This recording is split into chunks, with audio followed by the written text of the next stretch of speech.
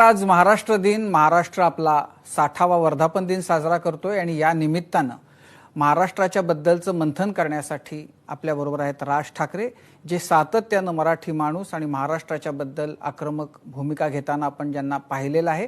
राजजी, आपलं स्वागत. महाराष्ट्र दिनाच्या भरपूर शुभेच्छा तुम्हाला. आणि आपण सगळेच जण आता खरं तर लॉकडाऊनमध्ये आहोत आणि लॉकडाऊन मधला हा खरं तर हीरक महोत्सवी महाराष्ट्र दिन आपण साजरा करतोय. काय तुमच्या पहिल्या भावना आहेत? किती सुखावणारं, किती त्रासदायक आहे आत्ताचं सगळं वातावरण, लॉकडाऊन खास करून? यात सुखावणारं काहीच नाहीये, कारण ह्याच्यात कुठच्याही बाजूने सुख नाहीये.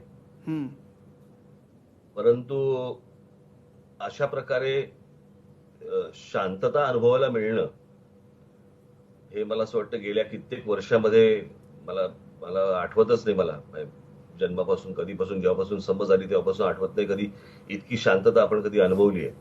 काहीतरी आपण बाहेरगावी जातो, कुठेतरी जंगलामध्ये किंवा इतर ठिकाणी जातो, त्यावेळेला जी शांतता असते आपल्याला असं वाटतं काय शांतता आहे. ती शांतता आपल्याला इथे आज शहरांमध्ये आणि सगळ्या ठिकाणी अनुभवायला मिळते. पक्ष्यांचे आवाज ऐकायला येत आहेत. ज्या दिवशी लॉकडाऊन सुरू झाला त्या दिवशी मी सकाळी माझी जी कुत्री आहे कन्या, तिच्याबरोबर खाली खेळत होतो. पहिलाच दिवस सकाळी, आणि एरवी कोकिळेचा जो आवाज नेहमीच येतो, आपल्याला सगळ्यांनाच ऐकू येतो इतर, पण इतक्या शांततेमध्ये इतक्या पक्ष्यांचे आवाज कधी ऐकले नव्हते. त्या कोकिळेचा आवाज, तो कुहू कुहू जो आवाज आहे, तो इतक्या शांततेत ऐकला नव्हता. ऐकू यायचाच, पण जसा जसा लॉकडाऊन वाढत गेला ना, तसा तसा तो कुहू कुहू जो आहे ना आवाज कोकिळेचा, तो मला कोविड असा ऐकू यायला लागला. म्हणजे सुरुवातीला जे सुख वाटत होतं, नंतर ते सुख नाही राहिलं. ते सुख राहिलं नाही. मला असं वाटलं कोविड अशी ओरडते की काय. पण एकूण आपण लॉकडाऊन ज्या पद्धतीनं पाळला जातोय महाराष्ट्रामध्ये, त्याबद्दल काय म्हणाल तुम्ही? लोकांचा त्याच्यामधला सहभाग, ज्या पद्धतीने लोकांनी प्रतिसाद द्यायला पाहिजे होता, मिळतोय तसं? मला असं वाटतं अनेक ठिकाणी तो प्रतिसाद मिळालेला आहे, मिळतोही आहे. परंतु काही गोष्टी ज्याच्यामध्ये सरकारी नियोजनामध्ये काही ज्या त्रुटी आहेत, त्याच्यामधनं आपल्याला असं जाणवतं की बाबा लोक रस्त्यावरती येत आहेत किंवा लोक बाहेर येत आहेत. काही तुरळक काही गोष्टी सोडा, परंतु ज्या वेळेला तुम्ही लोकांना काही किराणा आणायचा असतो, काही रेशन आणायचं असतं, काही भाज्या आणायच्या असतात, काही गोष्टी आणायच्या असतात, त्याच्यासाठी जर समजा तुम्ही 2च तास जर समजा दुकानं उघडी ठेवली तर तिकडे गर्दी होणारच आहे. आणि अशा लॉकडाऊन मध्ये जर समजा तुम्ही लोकांना जर सांगितलं की बाबा सकाळी 9 वाजल्यापासून संध्याकाळी इतक्या वाजेपर्यंत जर समजा दुकानं उघडी, आता मला अनेक जण पुण्यामधनं पण मला सांगतायत की बाबा दूध तर सकाळी लवकर येतं, मग ते दूध घेण्यासाठी म्हणून तुम्ही सांगताय की आम्हाला तुम्ही 9 वाजता या म्हणून. असं कसं होईल? आणि जर समजा तुम्ही लोकांना तेवढी जर मोकळीक दिलीत काही गोष्टी आणण्यासाठी आणि दुकानं जर त्या प्रकारची जर उघडी ठेवलीत, लोक, मला असं वाटतं की ते जे काही डिस्टन्स ठेवण्याचं, अंतर ठेवण्याचं जे काही बंधन आहे ते पाळून लोक करतील या गोष्टी. पण सरसकट मला असं वाटतं की सगळ्या ठिकाणी असं होतंय असं मला काही दिसत नाही. काही ठिकाणची दृश्य मला चॅनलवरती आणि काही इतर फोटोग्राफ्स वगैरे आले त्याच्यामध्ये मी पाहिली, पण ते काही अगदी थोडक्या प्रमाणामध्ये ते आहे. परंतु ते आता ते किती राहील याची मला जास्ती चिंता आहे. म्हणजे मी आता जवळपास आता किती महिना, सव्वा महिना, 1.5 महिना झाला. परवा एक 3 दिवसापूर्वीची गोष्ट सांगतो. माझे एक मित्र आहेत, त्यांची पत्नी आणि त्यांचा मुलगा, हे दोघे जण गोरेगावला, ते तिथे काय ते नेचर्स बास्केट दुकान आहे, तिथे खरेदीसाठी गेले. तर तिथे ते काय अंतर ठेवून उभे राहिले वगैरे वगैरे, त्या सगळ्या गोष्टी त्यांनी घेतल्या. त्यांचा मुलगा गाडी चालवत होता, त्यांची पत्नी बाजूला बसली होती. तिथून ते हायवेला लागले आणि हायवेला लागल्या जवळपास एक 25-30 जणांनी त्यांची गाडी घेरली आणि गाडी घेऊन जेवण पाहिजे, जेवण पाहिजे, जेवण पाहिजे अशी ओरडायला लागली. तर त्यांची जी पत्नी होती तिने तो प्रसंग एकूण तिच्या लक्षात आला. तिने काच खाली केली. त्यांनी सांगितलं की पहिल्यांदा तुम्ही लांब व्हा. तुम्हाला काय हवंय ते सांगा. तेव्हा त्यांनी सांगितलं की आम्हाला जेवण पाहिजे. ती बोलली ठीक आहे, मी तुम्हाला जेवण लगेच पाठवते. ते बोलले आम्हाला जेवण नकोय, आम्हाला तांदूळ हवे आहेत, आम्हाला काही तेल हवंय, आम्हाला काही गहू हवाय. आता तिने बरं ती बोलली की मी लगेच तुम्हाला पाठवते. ती घरी गेली. ते सगळं सामान वगैरे सगळं मागवलं. किती जण आहेत विचारलं तर ते साधारणपणे काहीतरी एक 40-45 जण होते. तिने ते सामान दुसऱ्या दिवशी सगळं पॅक केलं, त्याला घेऊन गेली. ते सगळे जण तिची वाट बघत उभे होते.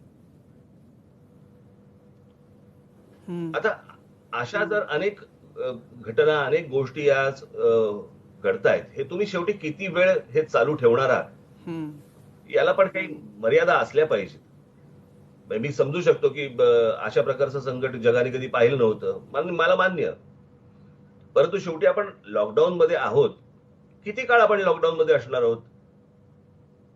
उद्या लॉकडाऊन ज्यावेळेला तुम्ही काढणार त्यावेळेला लॉकडाऊन तो तुम्ही कसा काढणार आहात याचा कुठे केंद्राकडनंही राज्याकडनंही काही सांगितलं जात नाहीये. आणि मग कसं आहे, शेवटी एक गोष्ट आपण लक्षात घेतली पाहिजे. आज तुम्ही 3 तारीख दिली आहे. मग अशाच बातम्या सुरुवात होतात की बाबा नाही कदाचित 18 पर्यंत होईल. मग काही म्हणतात 30 मे पर्यंत चालू राहील. हे शेवटी तुम्ही किती पुढे पुढे पुढे पुढे किती नेणार आहात? तो असा काही करोना असा काही मरणार नाहीये तो. बरं असं नाहीये ना की बाबा तुम्ही समजा सांगितलं 18 तारीख, तर 18 तारखेच्या संध्याकाळच्या फ्लाईटने बाबा संध्याकाळच्या फ्लाईटने करोना चाललाय, मग आपण नंतर आपण सगळं उघडू. असं नाहीये काही की बाबा त्याचं रेल्वेचं बुकिंग आहे 18 तारखेचं की 3 तारखेचं त्याचं रेल्वेचं बुकिंग आहे, तो 3 तारखेला बाबा रेल्वेने चाललाय. शेवटी किती काळ तुम्ही ह्या गोष्टी बंद ठेवणार आहात, त्याचा संपूर्ण त्याचा देशावरती, राज्यावरती, शहरांवरती होणारा आर्थिक परिणाम आपण पाहायला पाहिजे. एकूण त्याच्यामध्ये रुग्ण नेमके किती उभे राहत आहेत, त्याच्यातनं मृत्यूंचं प्रमाण किती आहे. मग जर समजा आपण पाहिलं तर याच्यामध्ये अनेक साथी आहेत, अनेक गोष्टी आहेत की ज्याच्यामध्ये मृत्यूचं प्रमाण प्रचंड आहे भारतामध्ये. आपण साधी गोष्ट आपण जर समजा टीबीचं उदाहरण घेतलं, आता तुम्ही रेल्वे अपघात घ्या, रस्त्यावरचे अपघात घ्या. आता रस्त्यावरचे अपघात ज्यावेळेला इतक्या मोठ्या प्रमाणावरती जवळपास वर्षाला आपल्या देशामध्ये काहीतरी 1 लाख 1.5 लाख वगैरे काहीतरी रस्त्यावरच्या अपघातांमध्ये माणसं जातात दुर्दैवाने. म्हणून कोणी गाडीत बसायचं बंद करतं का? कोणी बसमध्ये बसायचं बंद करतं का? शेवटी सरकारलाही या गोष्टींचा विचार करणं अत्यंत आवश्यक आहे. आत्ताच्या वेळेला बोलतोय मी. सुरुवातीला सगळं ठीक वाटलं, परंतु हे आता किती काळ तुम्ही हे शेवटी पुढे पुढे पुढे पुढे नेणार आहात? असा काय तो एका दिवसात मरणारा तो काही भाग नाहीये करोना. नाही, म्हणजे थोडक्यात तुम्हाला असं वाटतंय की आपण कोरोना बरोबर जगायला शिकलं पाहिजे. म्हणजे आत्ताची प्रिकॉशन म्हणून समजा काय 3 तारखेपर्यंत समजा आणखीन काही काळासाठी आणखीन समजा तो मुंबई पुण्यासारख्या ठिकाणी तो वाढवला गेला, तरी सुद्धा आपल्याला हे शिकलं पाहिजे समाज म्हणून की आता आपल्याला ह्याच्या बरोबर जगायचंय. तुम्ही काळजी घ्या, पण ह्याच्या बरोबर आपल्याला राहायचंय, भान ठेवा. अर्थातच तुम्ही जपानमध्ये जर गेलात किंवा तुम्ही काही चीन मधल्या काही भागांमध्ये गेलात, मी खूप पूर्वीपासून बघतोय त्यांच्याकडे ते मास्क लावून लोक फिरतातच आहेत. तिथे कुठचा डिसीज असो किंवा नसो,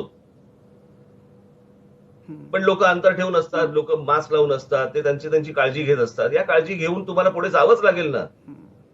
तो कोरोना कधी संपेल ह्याच्यावरती तुमचा लॉकडाऊन अवलंबून असेल, असं नाही चालणार याच्या पुढे. म्हणजे लॉकडाऊन कधी उठला तरी सुद्धा हा जो काही कोरोना व्हायरस आहे तो काही समाजातून डिसअपिअर होणार नाहीये, गायब होणार नाहीये. तो कुठंतरी असणारच आहे. आणि त्यामुळे जेव्हा लॉकडाऊन उठेल तेव्हा त्याचा जो काही परिणाम तो करायचा आहे तो करेलच. त्यामुळे आपण जास्तीत जास्त सावधगिरी बाळगून काळजी घेऊनच वावरलं पाहिजे. पूर्ण काळ बंद ठेवण्यानं काही साधणार नाही असं तुम्ही म्हणताय. काही साधणार नाही, काही साध्य होणार नाही त्यातनं. पण म्हणजे आपण देश म्हणून बघूया, महाराष्ट्र म्हणून बघूया. खास करून आज महाराष्ट्र दिन आहे आणि आपल्याला 60व्या वर्धापन दिनाच्या निमित्तानं आपण बोलतोय. तुम्हाला या पुढच्या काळामध्ये महाराष्ट्राच्या पुढची मोठी चॅलेंजेस काय दिसतात, खास करून हा कोरोना, हे लॉकडाऊन, हे सगळं असताना? कसं आहे, महाराष्ट्र हा प्रगतिशील पहिल्यापासून आहे आणि एक उत्तम चाललेली गाडी अचानक जर समजा तुम्ही बंद केलीत तर सुरू करायला मला असं वाटतं थोडा वेळ जाणार आहे त्याचा. आणि पुन्हा सगळे उद्योगधंदे याच्यामध्ये नोकऱ्या किती गेल्या असतील आपण कल्पनाच नाही करू शकत. म्हणजे मला काल कोणीतरी मला आकडा सांगितला त्याप्रमाणे काहीतरी देशामध्ये 14 का 15 कोटी लोकांच्या नोकऱ्या गेल्या. कदाचित हा आकडा जास्ती असेल, कदाचित हा आकडा कमी असेल, परंतु अशा प्रकारे जेव्हा नोकऱ्या जातील त्यावेळेला ती लोक काय करतील. आज महाराष्ट्रामधले अनेक परप्रांतीय आज त्यांच्या त्यांच्या राज्यामध्ये जायचं बघतायत. आता परवा दिवशीच त्यांना काहीतरी जाण्याची मुभा दिली. मुभा जरी तुम्ही दिलीत तरी पण एक राज्य अडता कामा नये.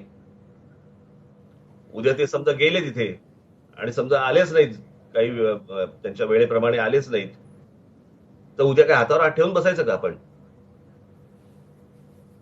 या सगळ्या अनेक गोष्टी त्याला अनेक काय म्हणू आपण त्याला स्तर आहेत, लेयर्स आहेत अनेक. याच्यावरती सरकारने आत्ताच या गोष्टींचा विचार करणं आवश्यक आहे. आज ते उद्या कुठच्या तरी दुसऱ्या राज्यांमध्ये गेलेत, परत ज्यावेळेला येतील त्यावेळेला ते परत मोठ्या प्रमाणावरती तिकडनं काहीतरी अजून करोना आणि त्या सगळ्या काहीतरी गोष्टी घेऊन येतील. त्याची तपासणी कोण करणार आहे. पण राज्य महाराष्ट्रासमोरचं सगळ्यात महत्वाचं, मला महाराष्ट्राच्या समोरचं सगळ्यात महत्वाचं आत्ताचं दिसतंय ते आर्थिक संकट. हे खूप मोठं संकट आहे. याला आपण कसे सामोरे जाणार आहोत आणि केंद्रानेही काही गोष्टींचा विचार करणं आवश्यक आहे राज्यांच्या बाबतीत.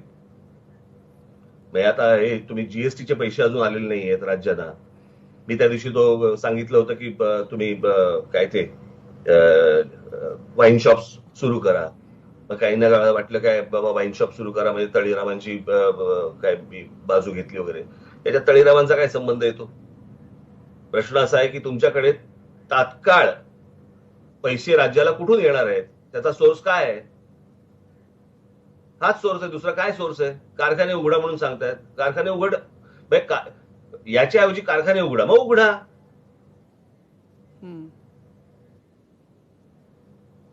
आणि असं आहे ना की महाराष्ट्रामध्ये मी काही दारूचे गुत्ते सुरू करा म्हणून नाही सांगितले,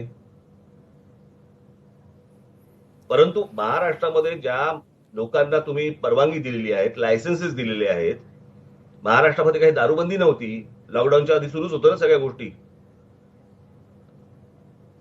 आणि हे खातं किती महत्वाचं आहे हे त्या खात्यावरती जे आजपर्यंत राहून गेलेले आहेत त्यांना नक्की त्याची जाणीव आहे, माहिती आहे त्यांना. पण ह्या बारीक बारीक या सगळ्या गोष्टींकडे आता राज्यांनी या गोष्टींचा विचार करणं खूप आवश्यक आहे. आता साधी गोष्ट आपण लक्षात घेऊया की महाराष्ट्रामधली सगळ्यात मोठी आज नाट्यसृष्टी, चित्रपटसृष्टी, तुमचं टेलिव्हिजन सिरियल्स आहेत. आज उद्या हे सुरू होणार की नाही होणार, ही लोक काय करणार. लोक उद्या थिएटरमध्ये जाणार की नाही जाणार. नुसतंच रोज आपण करुणा करुणा करुणा करतो, पण त्याच्या भोवती ज्या काही गोष्टी येतात त्याचा आपण काही विचार करताना सरकारकडनं तरी समोर येताना काही दिसत नाहीये. आता याच्यातल्या एक गोष्ट जी आता तुम्ही बोललात ते परप्रांतीयांच्या बद्दल. तर परप्रांतीयांच्या बद्दल मनसेनं आणि तुम्ही खास करून खूप आग्रही आणि आक्रमक भूमिका गेल्या अनेक काळापासून घेत आहात. आता जे काही परप्रांतीयांना उत्तर प्रदेश परत बोलवतोय, बिहारची त्याच्याबद्दलची भूमिका थोडी तळ्यात मळ्यातली आहे, पण उत्तर प्रदेश म्हणते की आमच्या सगळ्या लोकांना आम्ही घेऊन जाऊ. हे परप्रांतीय परत जाण्याकडं तुम्ही कसं बघताय, तुमचं त्याच्याबद्दलचं मत काय आहे.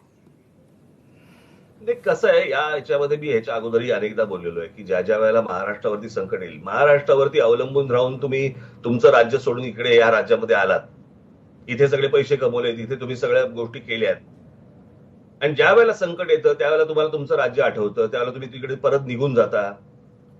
मग तुम्ही करत असलेल्या इकडची जी कामं आहेत हे कोण करणार आहे, काय करणार आहे.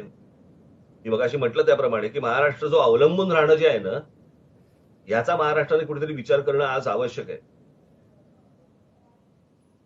उद्या संकट आल्यानंतर ही जर माणसं निघून जाणार असतील तर काय उपयोग आहे. नाही, पण महाराष्ट्र त्यांच्यावर अवलंबून आहे कारण त्यांचं ते चीप लेबर मिळतं, स्वस्तातले कामगार मिळतात, म्हणून लोक त्यांच्यावर विसंबून राहतात. महाराष्ट्रामध्ये आज तुम्ही जर समजा मराठवाड्यामध्ये बघितलं, विदर्भाच्या काही भागामध्ये बघितलं, उत्तर महाराष्ट्राच्या काही भागामध्ये बघितलं, आज अशी अनेक मुलं आहेत की जे कामं शोधतायत. आपण सांगतच नाही आहोत की महाराष्ट्राच्या जी शहरं आहेत या शहरांमध्ये कोणत्या प्रकारची कामं आहेत, या कोणत्या प्रकारची कामं करण्यासाठी म्हणून तुम्ही इथे आलं पाहिजे. त्याचबरोबरीने आपण जर समजा बघितलं तर मराठी मुलं बिनकामाची आहेत, काही काम करत नाहीत असं नाही आहे.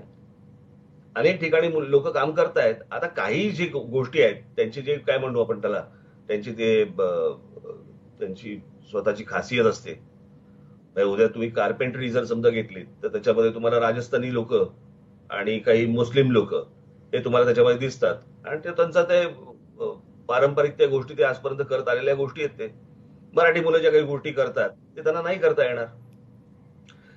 ते इथे असणं हा माझा भाग नाहीये, ते इथे येणं हा माझा विषय नाहीये, पण इथे येऊन दादागिरी करणं ह्याला माझा विरोध आहे आणि तो राहणार.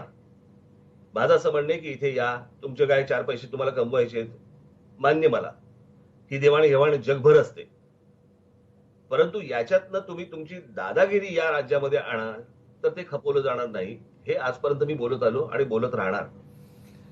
राजजी खरं तर माझी अपेक्षा हीच आहे त्यांच्याकडनं की आज जर समजा तुम्ही महाराष्ट्रामध्ये आलेला आहात, इतकी वर्ष जर महाराष्ट्रामध्ये आहात, तुम्ही महाराष्ट्राचे व्हा.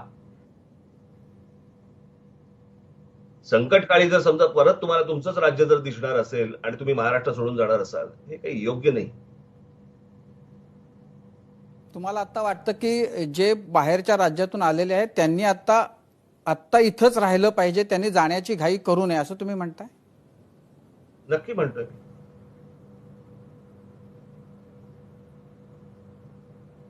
तुम्ही आज महाराष्ट्राला साथ देणं गरजेचं आहे, सोडून काय जात आहे. पण मग असं त्याच्याबद्दल असं म्हटलं जाईल की तुमच्या आतापर्यंतच्या भूमिकेच्या हे विपरीत होत आहे. नाही, अजिबात नाहीये. मी पहिल्यापासून हीच गोष्ट सांगत आलो. आता माझ्या संपूर्ण भाषणामध्ये जर समजा एकच कुठतरी वाक्य उचलायचं असेल, उचला. मी पहिल्यापासून हेच सांगत होतो, महाराष्ट्राचे व्हा, मराठी बोला, तुम्ही मराठी भाषा शिका.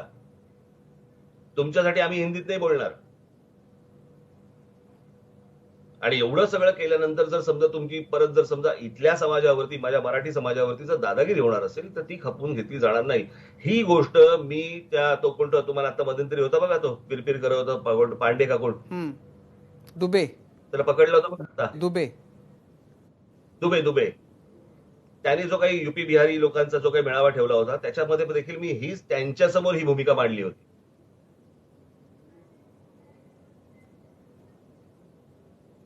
कित्येकदा त्यांचं वाईटही वाटतं, पण ते ज्या वेळेला आल्यानंतर ज्या वेळेला मान खाली घालून येतात आणि नंतर जी काय मान ताट करतात, ही गोष्ट काही चांगली नाही, योग्य नाही, ती खपवली जाणार नाही, हे निश्चित.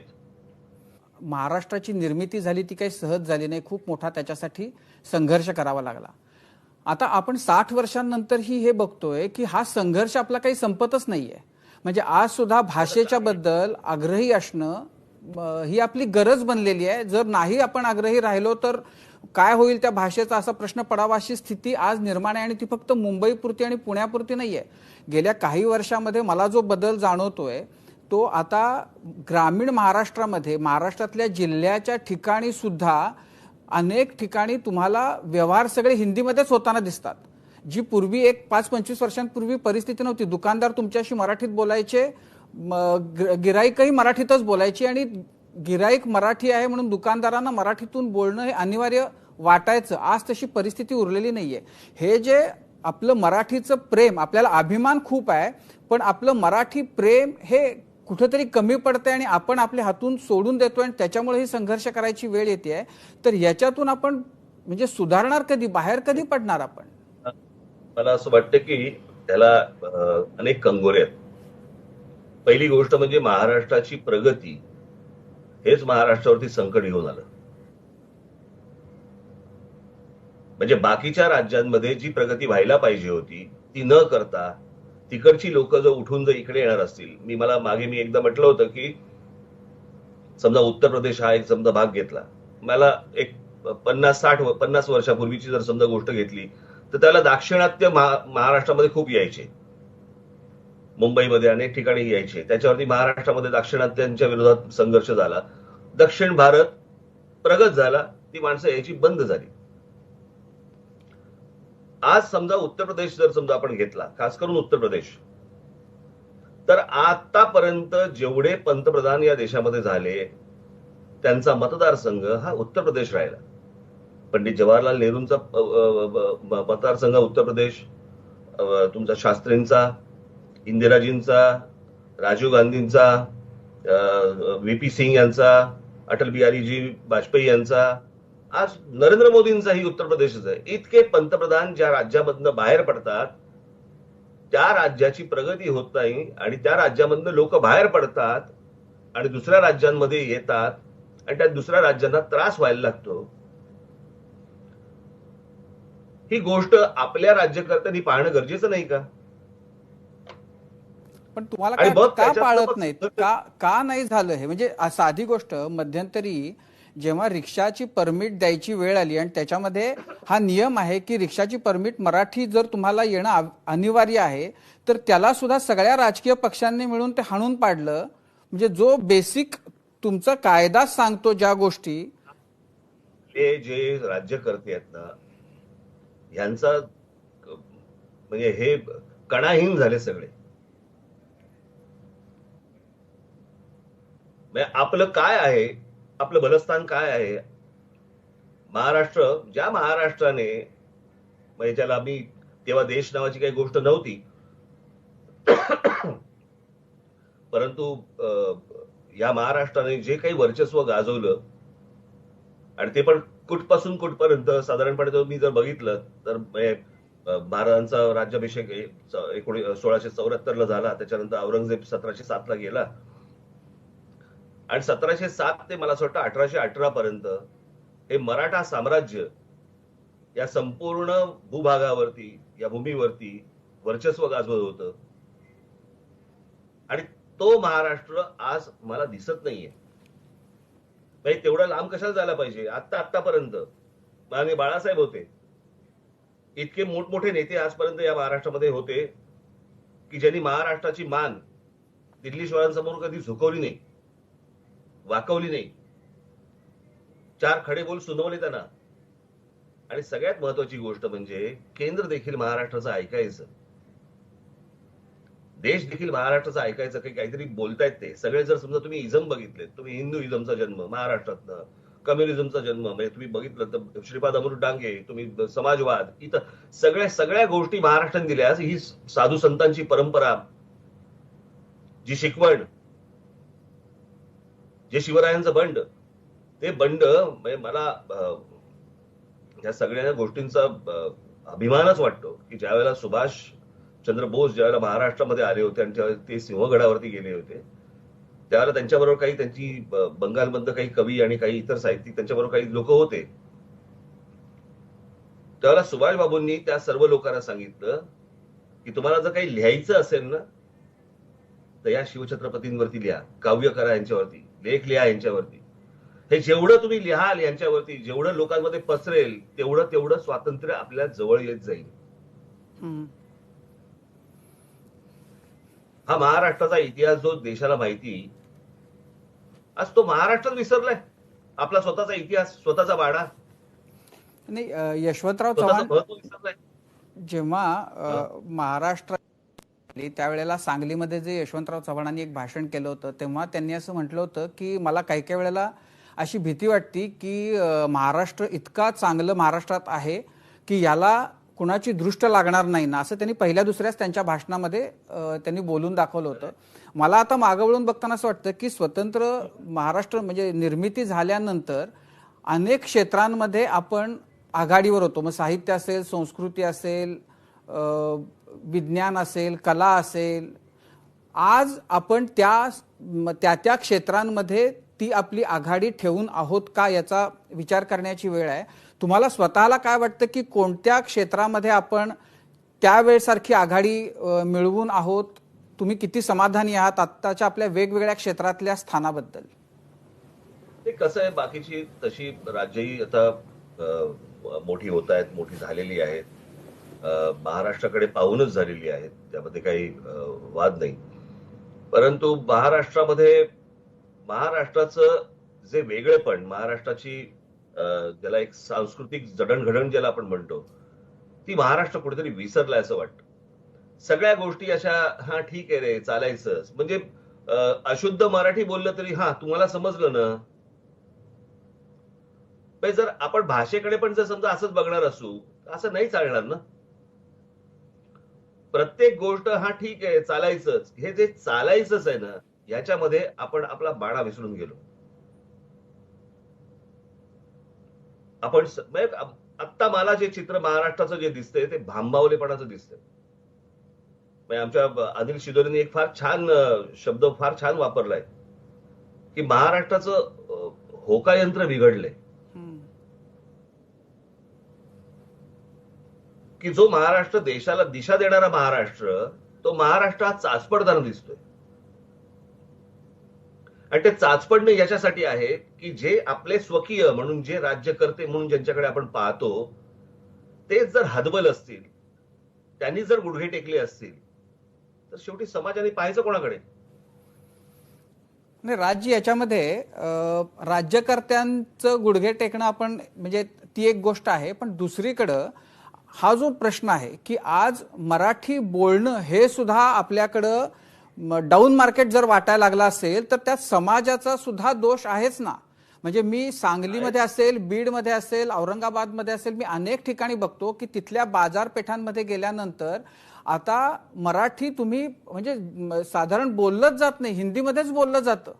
तर ही जी आपण म्हणजे हे जे आपण आपल्यावर ओढवून घेतली परिस्थिती, समाजाचा काही दोष आहे की नाही याच्यामध्ये? आपण राज्यकर्त्यांना किती दोषी धरणार प्रत्येक गोष्टीसाठी? प्रश्न असा आहे ना की या सगळ्या गोष्टी ह्या माणूस कुठे ना कुठेतरी पाहत असतो, कोणाकडनं तरी ती गोष्ट घेत असतो. मी आता मध्यंतरी मी पश्चिम बंगालला गेलो होतो. तिकडे पश्चिम बंगालला गेल्यावरती ज्या मी हॉटेलमध्ये होतो, जी लोक मला भेटायला आली ते आपापसात बंगाली भाषेमध्ये बोलत होते. आता ही गोष्ट ज्या वेळेला त्यांच्याकडचे साहित्यिक, त्यांच्याकडचे विचारवंत, त्यांच्याकडचे जे कोणी प्रतिष्ठित लोक असतील ते हा संस्कार लोकांवरती ठेवत असतात. आज जर त्याच लोकांनी जर समजा चाचपडायला सुरुवात केली तर तुम्ही खालच्या खाली काय तुम्ही दोष देणार आहात? या मुलांना तरी काय दोष देणार आहात? हे टिकवून ठेवणं हे आपलं काम असतं. शेवटी सरकार, मी राज्यकर्ते एवढ्यासाठी म्हणतो, एरवी तुम्ही ज्या वेळेला लोकांसमोर जाता त्यानंतर लोकांना काहीतरी सांगायला जाता, लोकांना काहीतरी शिकवायला जाता, लोकांना काहीतरी असं सांगता की ज्याच्यातनं तुम्ही अशा गोष्टी करणार आहात म्हणून माझ्या हातामध्ये राज्य द्या, माझ्या हातामध्ये सरकार द्या. मग त्याचबरोबर भाषेचा अभिमान देखील त्यांनी शिकवला पाहिजे, सांगितला पाहिजे. पण हे चाचपडणं जे आहे ते अलीकडच्या काळामध्ये सुरू झाले, गेल्या 10-20 वर्षामध्ये? का तुम्हाला असं वाटतं की महाराष्ट्राच्या निर्मिती झाल्यापासूनच ती प्रक्रिया सुरू झाली चाचपडण्याची? नाही, मला नाही वाटत. मी त्याचे जर समजा आपण 2 भाग केले ना, आता जे सध्या चालू आहे ना की बाबा जगाने आता कसं बघायचं, बिफोर करोना आणि आफ्टर करोना असं जे काही चालू आहे. मी जर महाराष्ट्राकडे बघितलं तर मी महाराष्ट्राकडे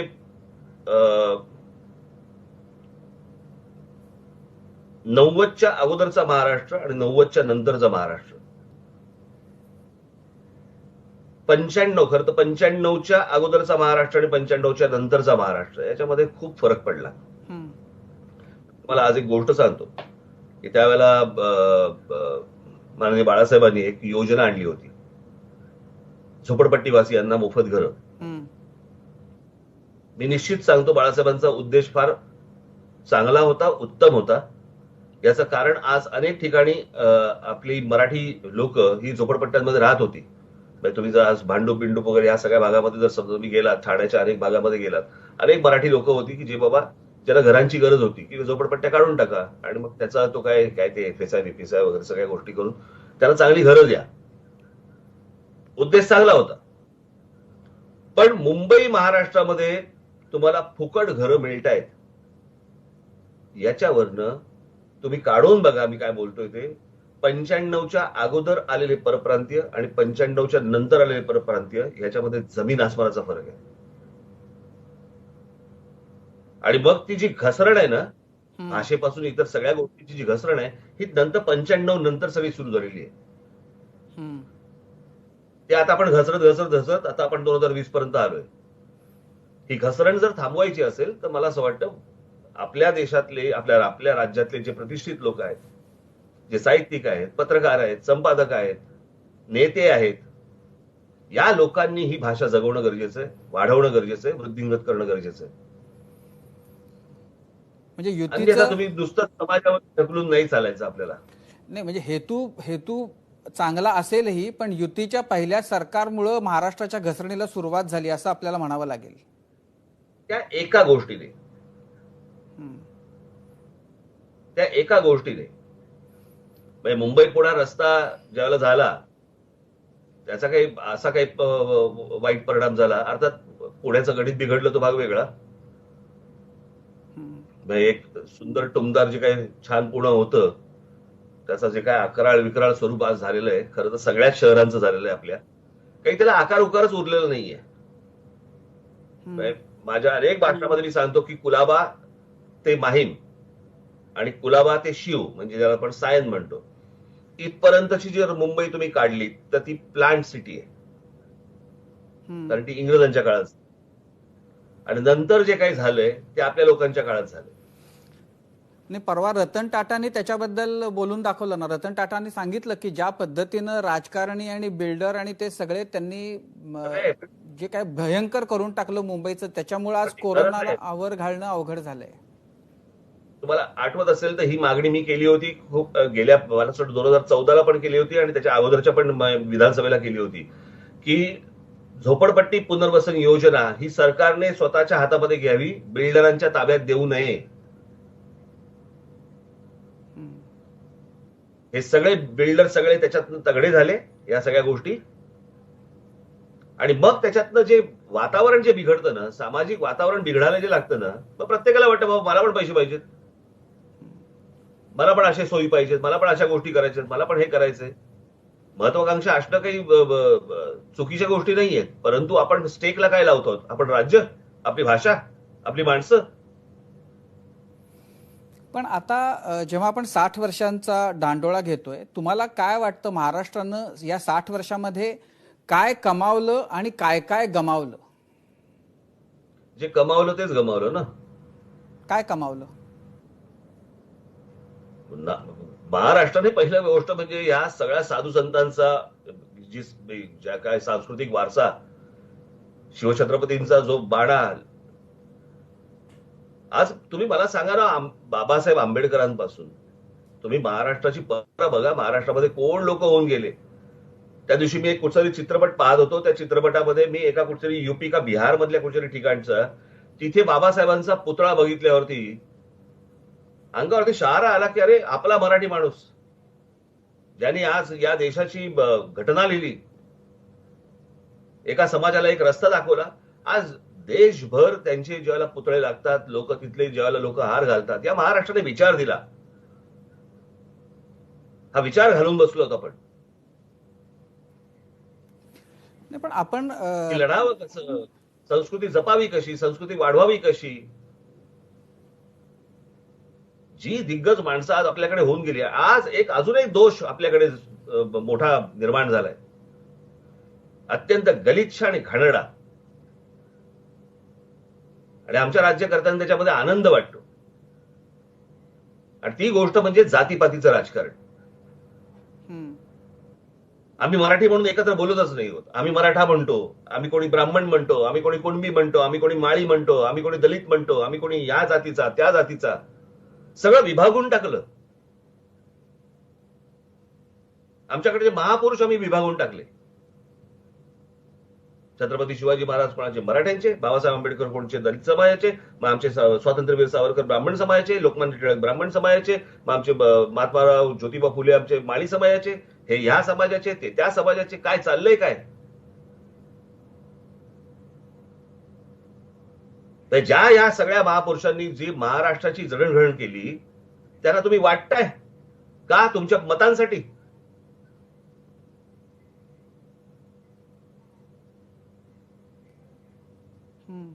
आणि हे याच गोष्टी आपल्याला महाराष्ट्राला संपवणार. आणि हे महाराष्ट्र संपावं याच्यासाठी सगळे डोमकावळे बसलेत. त्यांना मी श्राद्धाचे कावळेच म्हणतोय. हे सगळे देशभर आहेत की महाराष्ट्रावरती कब्जा कसा करता येईल, महाराष्ट्र विभागता कसा येईल जातीपातीमध्ये, हे दुईचं राजकारण आणून महाराष्ट्र कसा वेगळा करता येईल आणि मग आपल्याला कसा हा साध्य करता येईल, ज्याच्यासाठी जे काही डोमकावळे जे टपलेले आहेत त्यांच्या ताब्यात देणार आहोत महाराष्ट्र आपण. इतकंही भान महाराष्ट्राला नाही, इतकंही भान समाजाला नाही. भाषा गमावून बसताय तुम्ही, तुमचं अस्तित्व मराठी असल्याचं तुम्ही गमावून बसताय. तुम्ही जातीमध्ये बोलताय. कुठल्या जातीतल्या माणसाने कुठल्या जातीतल्या माणसाचं भलं केलंय? हे सगळ्या गोष्टी मतांसाठी सुरू आहेत आणि मला असं वाटतं की याच्यासारखं दुर्दैव महाराष्ट्राचं कुठचं नसेल. आणि हे गेल्या 60 वर्षामध्ये आपण काय गमावलं ना, हे गमावलं आम्ही. आमची एकी गमावली, आमचं अस्तित्व आम्ही गमावलं, आम्ही जातीपातीमध्ये वाटायला लागलो. नाही राज्य त्याच्यामध्ये आमच्याकडे असं होतं, आमच्याकडे तसं होतं. नाही, एक मुद्दा असा की राजकारण्यांनी समजा त्यांच्या स्वार्थी राजकारणापोटी समाज जाती जातींमध्ये विभागला आणि त्याचे जे काही परिणाम आहेत ते सगळं महाराष्ट्र आणि सगळा देश भोगतोय आणि भोगेल जर ते असंच राजकारण सुरू राहिलं तर. प्रश्न मराठी माणूस आणि मराठी समाजाचा आहे, ज्याचा आपण उल्लेख करतोय की एक काळ असा होता की कुठलंही क्षेत्र असेल, कुठलाही विचार असेल, त्याच्यामध्ये मराठी माणूस हा आघाडीवर होता. देशाचं त्या क्षेत्रातलं नेतृत्व मराठी माणूस करत होता. या समाजामध्ये असं काय झालंय गेल्या 60 वर्षामध्ये की असं नेतृत्व आज निर्माण होत नाहीये? का होत नाहीये? म्हणजे डॉक्टर आंबेडकर इथून झाले, कॉम्रेड डांगे इथून झाले, सगळे विचार ह्या भूमीतून जर गेले तर अचानक असं काय झालंय की आता सगळं म्हणजे सगळ्या प्रकारचं स्वातंत्र्य तुम्हाला आहे, पण नवा विचार देणारी कर्तबगार माणसं अचानक गायब झाल्यासारखी दिसतात. म्हणजे सायंटिस्ट आपण बघितले, शास्त्रज्ञांची लिस्ट बघितली, अपवादानं मराठी माणूस दिसतो. आपण बिझनेसमध्ये मोठ्या पदांवरच्या माणसांची लिस्ट बघितली, अपवादानं आपल्याला मराठी माणूस दिसतो. म्हणजे कोणतंही क्षेत्र आता असं नाहीये की त्याचं निर्विवादपणानं मराठी माणसाच्या हातामध्ये आहे जे त्याचं नेतृत्व करतायत. असं एक कुंठितपणा कशामुळे आलाय? हे मराठी माणूस हा व्यवसायामध्ये खूप पुढे आहे. उद्योगपती नसतील कदाचित, उद्योगपती मोठे आहेत. आपण काय झालंय आता, उद्योगपती म्हटल्यानंतर आपण सगळ्यांची बरोबरी अंबानींबरोबर करायला लागलो, परंतु महाराष्ट्रामध्ये उद्योगपती आहेत. आज सगळ्यात महत्वाची गोष्ट महाराष्ट्रामधल्या, तुम्ही अगदीच महाराष्ट्र फुकट गेला असं समजू नका. महाराष्ट्रामध्ये सांस्कृतिक वारसा खूप मोठ्या प्रमाणावरती आहे. आजही जर तुम्ही कुठच्याही कंपनीला जर विचारलात, कुठच्याही उद्योगाला जर विचारलं की तुला जर कंपनी थाटायची तर कुठच्या राज्यात जाशील, तर ते महाराष्ट्र राज्यामध्ये सांगतात. याच्या कारणी इतका असंस्कृत झालेला महाराष्ट्र नाहीये. काही गोष्टी आपण गमावल्यात. पण त्याच्यामध्ये अजून एक महत्वाची गोष्ट मला तुम्हाला सांगावीशी वाटते, ज्याचा दोष मी समाजाला देईन. आणि याचं कारण म्हणजे राजकारणामध्ये चालत असलेल्या अनेक सगळ्या गोष्टी, जी काही उलाढाल सगळ्या ज्या काही राजकारणामध्ये सुरू आहेत, काही वाटेनासच झाले. समाजाने ही गोष्ट समजणं गरजेचं आहे. महाराष्ट्राने सगळ्यात महत्वाची गोष्ट मला जी वाटते, या 60व्या वर्षी काय महाराष्ट्राने करावं, महाराष्ट्राने मोठं होण्याचं पुन्हा एकदा स्वप्न पाहणं गरजेचं आहे. महाराष्ट्रातल्या तरुणांनी, महाराष्ट्रातल्या तरुणींनी, महाराष्ट्रातल्या इतर सगळ्या समाज घटकांनी महाराष्ट्र माझा मोठा झाला पाहिजे, त्याच्यासाठी मला काय करता येईल हे पाहणं, सगळ्यात ते स्वप्न पाहणं महत्वाचं आहे. गेल्या काही वर्षांमध्ये आपण मराठी माणसाने ते स्वप्न पाहणं बंद केलंय असं मला वाटतंय. आजही आपण जर समजा बघितलं तर तुम्ही देशामध्ये गाण्याचं क्षेत्र काढलं, गाण्याचं क्षेत्र काढल्यानंतर तुम्हाला पहिल्यांदा तुम्हाला लता मंगेशकर दिसतात, तुम्हाला आशा भोसले दिसतात, भीमसेन जोशी दिसतात, किशोरीताई आमोणकर दिसतात, अशा अनेक गायक तुम्हाला दिसतात. क्रिकेट काढल्यानंतर तुम्हाला तेंडुलकर दिसतो, तुम्हाला सुनील गावस्कर दिसतात, तुम्हाला वेंगसरकर दिसतात, तुम्हाला अनेक लोक दिसतात.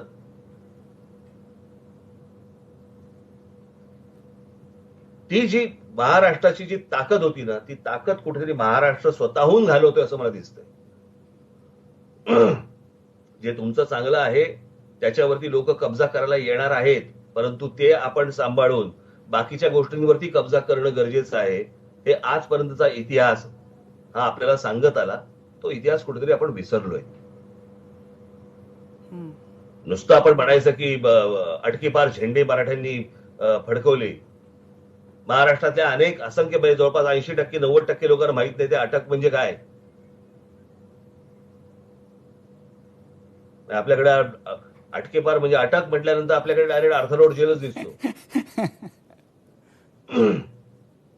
अटक नावाचा जो किल्ला आहे तो आज पाकिस्तानात आहे. तर तिथपर्यंत मराठा साम्राज्य गेलं होतं. या देशावरती कोणाला बसवायचं हे महाराष्ट्र ठरवत होता. आज तो महाराष्ट्र गलित गात्र, आज मी सामाजिक दृष्ट्या बोलतोय, राजकीय दृष्ट्या बोलतोय, तो ताट बाणा महाराष्ट्राचा परत कमावणं गरजेचं आहे. कसा कमवायचा आणि कसा कमवायचा म्हणजे जो आहे तो काही नाही, स्वतःचा विचार करायचा. मला असं वाटतं हा लॉकडाऊन त्याच्यासाठी उपयोगी पडला असेल कदाचित. ज्याला आपण विचार मंथन म्हणतो, आपण सिंहावलोकन म्हणतो, ही गोष्ट आताच्या या दिवसांमध्ये करणं गरजेचं आहे. प्रत्येकाने करणं गरजेचं आहे की आपण काय गमावलंय, आपण काय कमावलंय. पण राजजी, मला असं वाटतं की म्हणजे आपल्या या सगळ्या चर्चेला फक्त एक नकारात्मकच शेड नाही. खरं तर 60 वर्षामध्ये आपण अनेक गोष्टी कमावल्या. तुम्हाला कोणत्या गोष्टी अशा वाटतात की ज्या तुम्हाला खूप सुखावून जाणाऱ्या आहेत गेल्या 60 वर्षामधल्या? मी तुम्हाला सांगितलं ना, आपण 60 वर्ष अशी काढूया नको. मी मगाशी तुम्हाला म्हटलं त्याप्रमाणे 90 आणि 90 नंतरचा महाराष्ट्र, खरं तर देश पण तसाच पाहायला पाहिजे. मला वाटतं की त्याला आपण ग्लोबलायझेशनचा त्याला संदर्भ दिला पाहिजे. पोस्ट ग्लोबलायझेशन आणि आफ्टर ग्लोबलायझेशन. बरोबर आहे, अगदी बरोबर आहे. आणि त्याच्यानंतर जे महाराष्ट्राने खरं तर खूप वाढवलं, मोठं केलं. महाराष्ट्र वाढला, मोठा झाला, अजूनही मोठा झाला. परंतु ते वाढवणं आहे. आज कसं आहे की बाहेर राहणारी जी लोक आहेत, सरकार बाहेरची लोक ज्या वेळेला सरकार चालवायला लागतात तिथे काहीतरी फिसकटायला लागतं प्रकरण.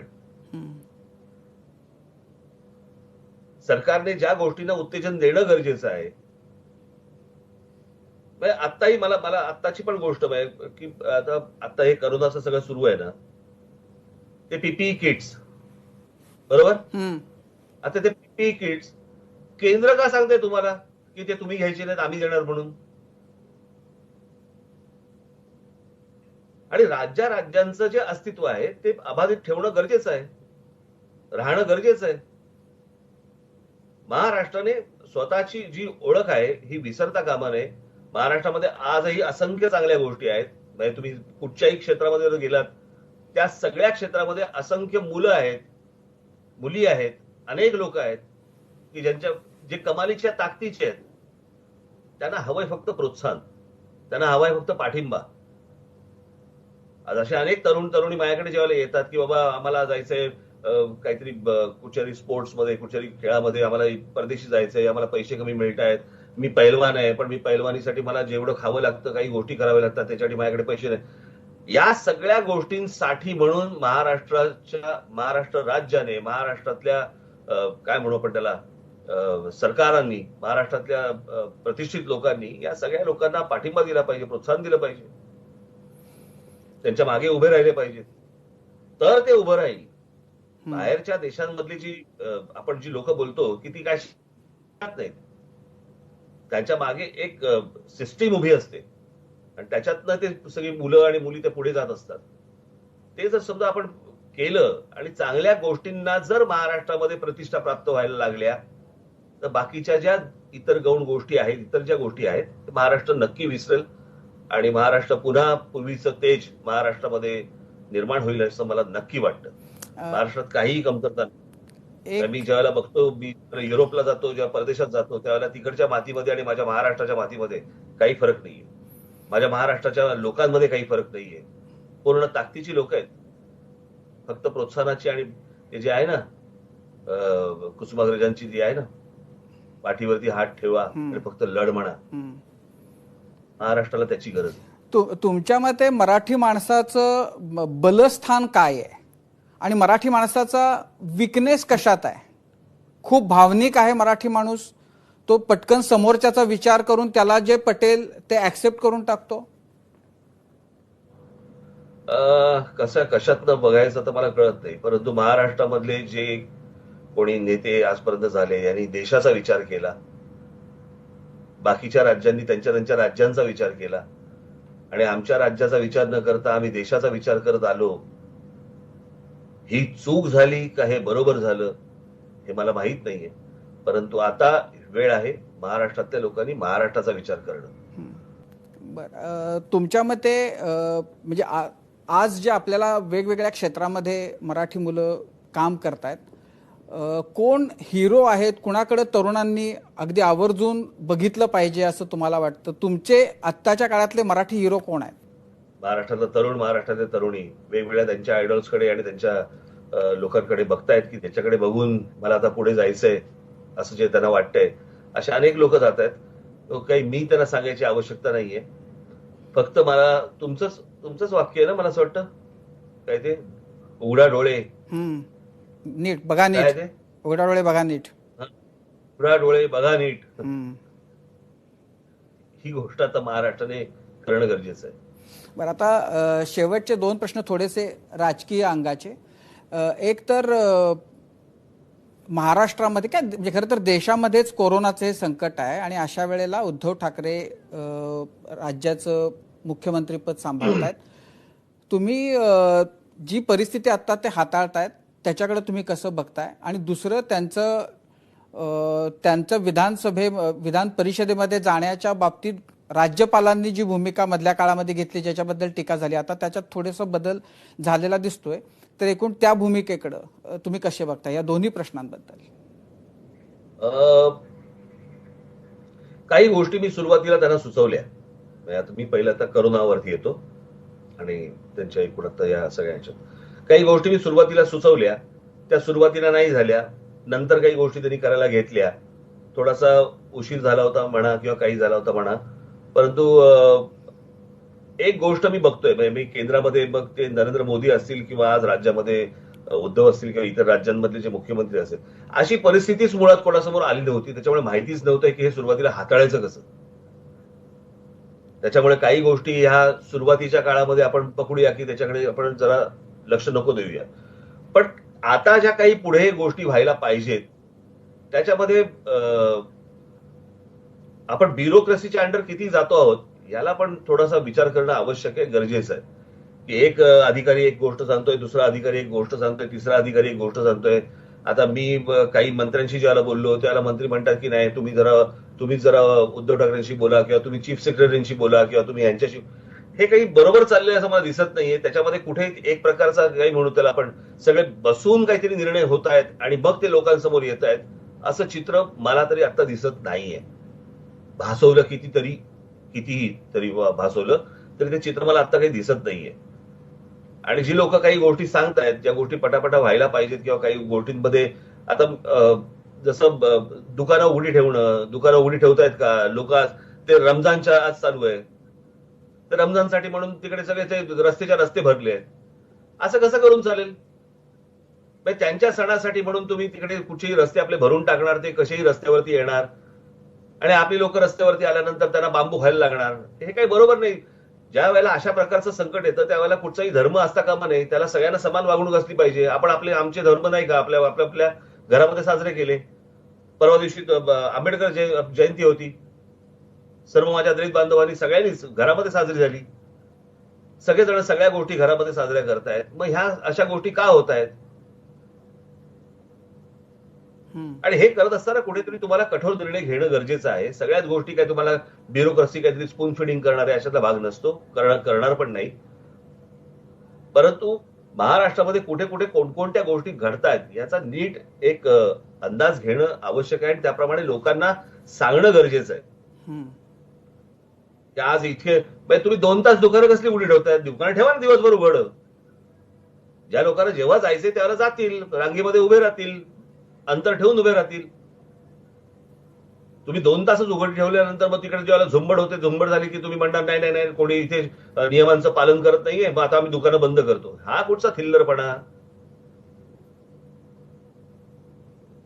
अशा गोष्टी थोडी होतात. सो ते सुरुवातीला काही गोष्टी वाटल्या बऱ्या, परंतु आता काही गोष्टींचे ठाम निर्णय जर घेतले गेले नाहीत तर ते बरोबर होणार नाही. आणि आता लॉकडाऊनचा सगळ्यात मोठं संकट जे आहे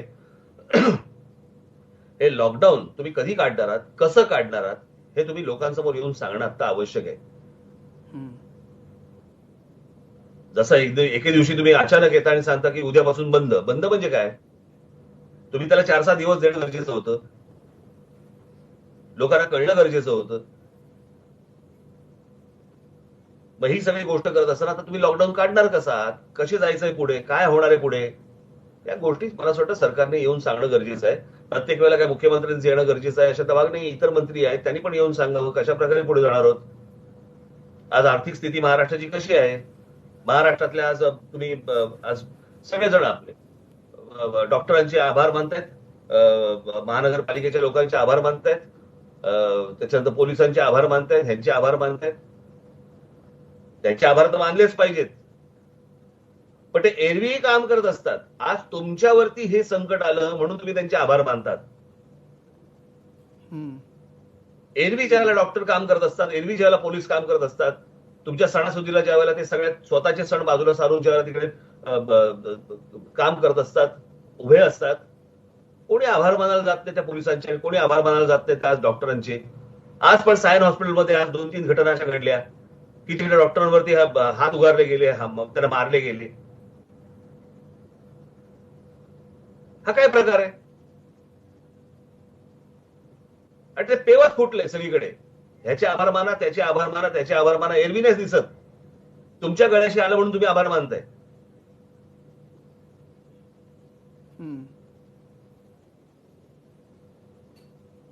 आणि दुसरा काय विषय होता तुमचा? नाही, दुसरा जो राज्यपालांचा होता, पण त्याच्याबद्दल आताच निर्णय आला की निवडणुका घेण्यासाठी निवडणूक आयोगानं विधान परिषदेच्या त्या 9 जागांची परवानगी दिली, त्यामुळे आता तो प्रश्न मिटला. पण एकूण ह्या सगळ्या काळामध्ये राज्यपालांचं जे वर्तन होतं, ज्याच्याबद्दल टीका होत होती, अशा गोष्टी करायला नव्हत्या पाहिजे. एक तर सगळा समाज, नुसता राज्याचा नाही, देशाचा समाज, जगाचा समाज, आपण राज्याबद्दल बोलू, पण राज्यामध्ये प्रत्येकाला एक टेन्शन आहे, बाबा माझी नोकरी राहणार की जाणार, माझ्या परीक्षांचं काय होणार, माझं ऍडमिशनचं काय होणार, माझ्या व्यवसायाचं काय होणार, छोटे माझे उद्योग, माझा उद्योग राहणार की नाही राहणार, सरकारने सांगितलं तुम्ही पगार. असे असंख्य विषय आज त्याने लोकांना भेडसावतायत, त्यांनी भांबावलेले आहेत लोक, समजत नाहीये. अशात राजकारण कसलं करताय तुम्ही? राज्यपालांना ह्या गोष्टींची समज पाहिजे. राज्यपालांच्या आडून जर समजा कोणी राजकारण करत असतील तर त्यांना ह्या गोष्टींची समज पाहिजे की आता आपण कशातनं जातो आहोत आणि आपण कसलं राजकारण करतो. हे एकदा सगळ्या गोष्टी स्थिरस्थावर झाल्यानंतर तुम्ही तुमचे पाय ओढायला तुम्ही मोकळे आहात ना, तुमच्या झिंज्या उपटायला तुम्ही मोकळे आहात. ही काय वेळ आहे का? लोक कशातनं चालली आहेत, त्यांच्यावरती काय प्रकारचा ताण असेल, कौटुंबिक ताण असेल, नोकरीचा, इतर सगळ्याच गोष्टींचे जे ताण असेल, त्याच्यामध्ये कसलं हे राजकारण करत बसलाय तुम्ही?